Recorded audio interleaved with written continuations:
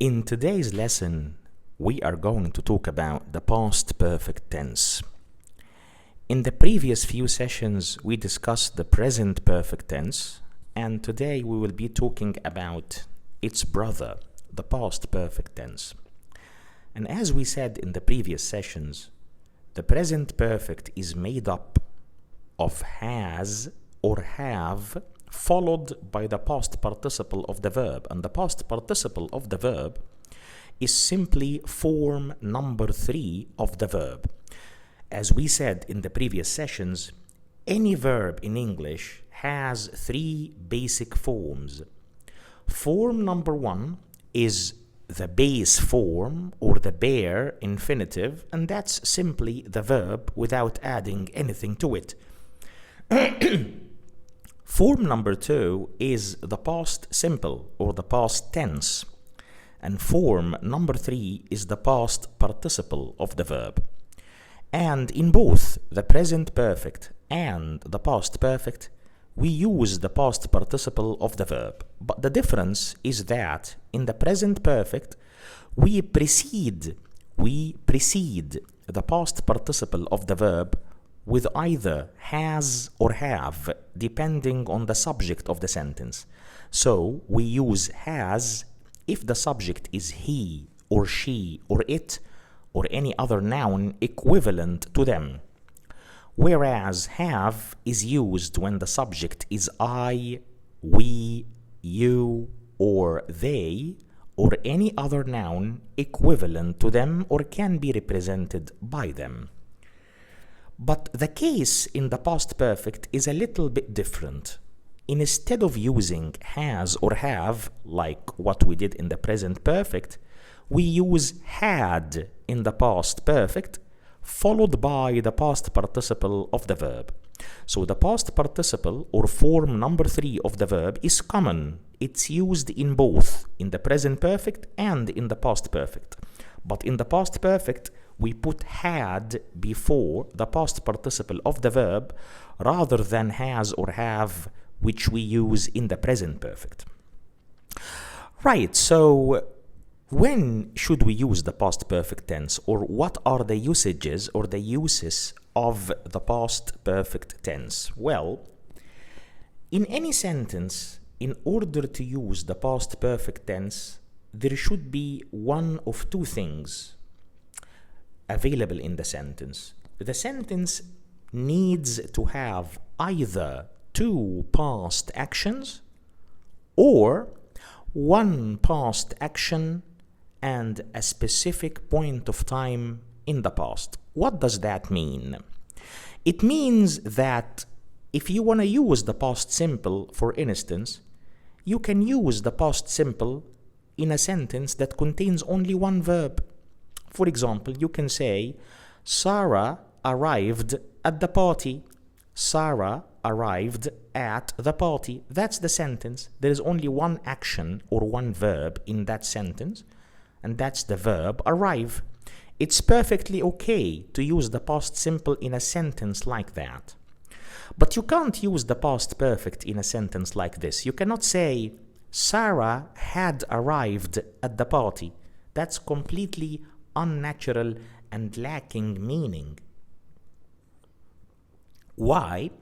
Because in order to use the past perfect correctly in a sentence, the sentence needs to have 2 actions that happened in the past. How? Let me give you an example. When Sarah arrived at the party, Paul had already left. So 2 actions here. Sarah's arrival at the party and Paul's departure or Paul's leaving. So we have 2 actions here, 2 verbs in this sentence. Let me say the sentence again, or the example sentence again. When Sarah arrived at the party, Paul had already left. So what you can notice here is that we have 2 past actions. One of them happened before the other. So when the second action or the more recent action happened, the first action had already finished. So the two actions didn't meet. The two actions didn't touch each other, didn't intersect. Again, so when Sarah arrived at the party, Paul had already left. The first action, or the action that happened first, is Paul leaving. So we use the past perfect for that, and we say Paul had already left. The second action, or the action that happened later, was the arrival of Sarah. We use the past simple for that, so we say when Sarah arrived at the party. Another example. Before 3 o'clock yesterday, I had finished my homework. Again, before 3 o'clock yesterday, I had finished my homework. So this sentence contains only one verb, one action, which is had finished. And we are using the past perfect for that verb. Why? Because also there is a specific point of time in the past, in the sentence, which acts as a replacement for the second action. What is the specific point of time? It's 3 o'clock yesterday. So the sentence says, before 3 o'clock yesterday, I had finished my homework, which means that I had finished my homework first before the clock struck 3 o'clock. So in this sentence, we replaced the second action, or the more recent action, which is typically conjugated or placed in the past simple. We replaced it with a specific point of time in the past, which is 3 o'clock yesterday. Let me give you a couple of more examples highlighting the usage of the past perfect. When we got home last night, we found that somebody had broken into the flat. When we got home, so that's the second action. We got home, we arrived home. We found that somebody had broken into the flat, which means that the break-in, or the action of entering the flat by force, happened before our arrival home. So our arrival is expressed in the past tense, or the past simple. We say, when we got home last night, somebody had already broken into the flat. Another example. Karen didn't go to the cinema because she had already seen the film. Karen didn't go to the cinema because she had already seen the film. So the first action in chronological order, the action which happened first, was Karen seeing the film. And because she saw it, she decided not to go to the cinema, or she refused to go to the cinema. So she had already seen the film, action 1, past perfect.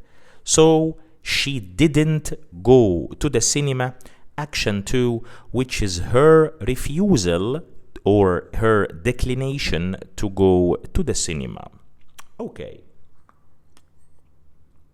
This is regarding the past perfect tense. Had plus past participle, and we use had with all subjects. Now let's compare the past perfect to its brother, the past perfect continuous. Well, the past perfect continuous is made of had for all subjects plus been plus verb ing, or the ing form of the verb. So had, been, verb ing. Study this example sentence, or this example situation. Yesterday morning I got up and looked out of the window. Yesterday morning I got up and looked out of the window. The sun was shining, but the ground was wet. but the ground was wet. It had been raining.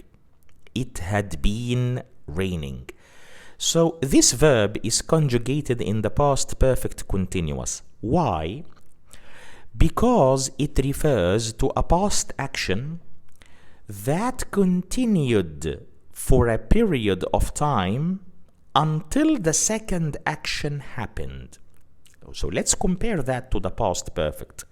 In the past perfect, we said that the older action, the action that happened first, finished and didn't intersect with the second action, which happened more recently after it. But in the past perfect continuous, the first action is long, it takes a period of time, it takes a while, and it keeps going on, or it keeps continuing until the second action occurs or happens, which means that the two actions intersect at a certain point. Example: I was very tired when I got home. I was very tired when I got home. I had been working hard all day. So, what happened first is that I had been working hard all day for a period of time, which is during the day. And the result of that, which is a result of the longer action, is me getting tired and getting home very tired. Another example: my son's hair, the hair of my son, my little boy, my son's hair was untidy. He had been fighting. So the past perfect continuous refers to the first action, which had a result in the second action. So the second action represents the result of the longer action that happened before it, and that's expressed in the past perfect continuous tense. So my son's hair was untidy, past simple tense, result. Why? Because he had been fighting. This is the action that happened for a while before the result occurred, which is the untidiness of my son's hair. George went to the doctor last night. George went to the doctor last night. He hadn't been feeling well for some time. So, George hadn't been feeling well for some time, and this action continued until he went to the doctor last night. So the second action, or the more recent action, which is George's going to the doctor, intersected with him unfeeling well over some time, over the last period of time. So he hadn't been feeling well, or he had been feeling unwell for some time until he went to the doctor. So him going to the doctor, the second action or the more recent action, intersects with his going to the doctor. One last example. We had been playing tennis when it started to rain. So, the first longer background action was playing tennis. We had been playing, past perfect continuous, we had been playing tennis when it started to rain. So the second action, which is the beginning of rain, intersected with the first action, which kept going on for a period of time until it happened. We had been playing tennis, and during that action, it started to rain, so most probably we stopped playing.